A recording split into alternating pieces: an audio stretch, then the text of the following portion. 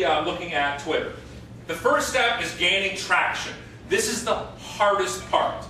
Twitter sucks when you start. I can't put that any more bluntly. Does that make sense? You go on Twitter, you're like, hi everybody. Hi everybody. Today I had tuna.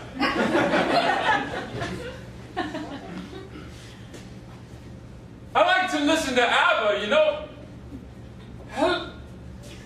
Twitter doesn't work and you go home and you're done, right? You think it doesn't work. There's so much traction you've got to build first. Because not only is, I might have 50,000 followers, and as much as my ego says so, there's not 50,000 people sitting at their computer going, say something so I can react. Come on, tweet something. It doesn't happen. It's very, very fractional. 10% of people are online at any given time, ever, on Twitter. It's got a high dropout rate. There might be 90 million users of Twitter. There's 20 million who actually log in. You at least one of them a month. So you got to watch those numbers you're looking at. 10% are online. 10% of those will see any tweet of yours, and 4% of those will actually react to it. So look at your numbers right now. That means if you have 50,000 followers, I'll get on average 40 replies if I go out there and ask something. 50. If you have 100 followers, you may get one.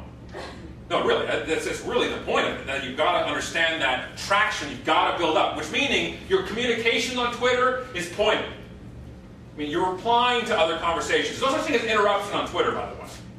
Don't be afraid to jump in. The number one regret when I talk to people, friends of mine who have now gained traction, who are now on the second stage here, their biggest regret on Twitter, number one, all across the board, was they didn't jump in soon enough. Anybody here agree with that?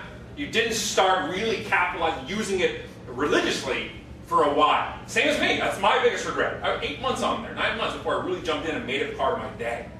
And people say to me, Scott, that's fine, it's your job, but what happens when you don't have time?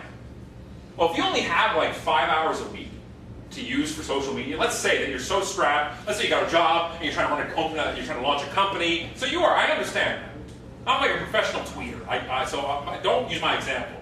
But for you, I'd rather you spend 45 minutes a day on Twitter every day than 5 hours on a Sunday or something. Consistency is important. You don't have to dedicate your life like I don't suggest it. I nearly lost my mind. That much, 7,000 tweets. I literally, I forgot my family and friends, my real life friends, sorry. Twitter friends, I had plenty. But the ones I actually knew, thought it was gone. I got my goal, I built presence. I was away for 1 day in March and somebody almost called the police. It worked! Yay! Still had to buy my own coffee. It didn't do much on that end of it. So the whole point is you've got to understand is it takes effort to be heard. So your job at the start of traction is a couple of things. Follow people, find interesting people, do not automate. Follow them, find people that are interested, either in your line of business or even your hobbies or your interests. Jump into conversations and retweet other people. That's your first phase. That's what you've got to do to build that traction. Plus, you start tweeting as well. Great tweets in there. Good, solid tweets in there. Helpful links. Every day I look at blogs. I go and look at, for me, it's Mashable. I read Mashable. Whatever I can see on that I think will be helpful, I retweet it daily. That's what I do. I fire up TweetDeck. The first thing I do is look at my awesome sauce list and see who can I tweet today? Who can I retweet today? It's great. And people write back and go, you retweeted me, yay! And I say yay, and it's a good day for everybody. And I actually clap like that. I do a seal clap, but every time I do that. So you can see me sitting at my laptop all this, doing this. But that's cool about Twitter. That's why I like it as well. When somebody appears on my TweetDeck, everybody here do the same thing? They appear on your Twitter, you see their face, you're like, hey! I think your buddy just showed up. Hey! There he is. How are you? They showed up at your party, but you don't have to do dishes. They're there, it's cool, it's fun. I like that. That's why I love people who use a face pic. I recognize some people here tonight that I actually have never met in person, but I recognize because we've talked on Twitter. If you use a logo, unless you're walking around with a logo on your face, it doesn't work. Corporations use press releases. I think it's a line. I think this is Aaron Burry said this one. Corporations use press releases. People use Twitter. Love it. Love that. I trust faces. I get to know faces, right? I love seeing faces. Logos, they don't do anything for me. When I see a logo pop up on my TweetDeck, I'm like, what are they selling? Right? I like that. I like faces. I really do. I think it endears you. It builds trust. People do business with people they know, they trust, and they like. You've got a great platform when you're doing that. Scott? Yeah. Sorry, would you suggest somebody, if they have a small business, that they create a Twitter name for that business as well and put a logo on it or face on it? If you're going to go, especially it can be either corporate accounts or business accounts. Yeah. I still think if you want to use a logo because you're that brand type of person that wants to do that, I'd still take a picture of you with the logo. I mean, you wear the logo on your shirt. You can do something like that, but it's not just a dry logo. Okay, so I really think Roots Canada interns did this last summer.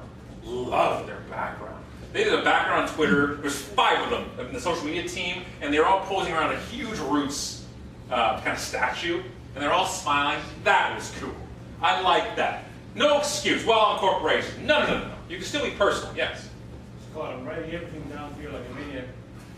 You said it twice. Yeah. Jump into other people's conversations? Yes. Is that what you said? Yeah. Okay. Jump into mine.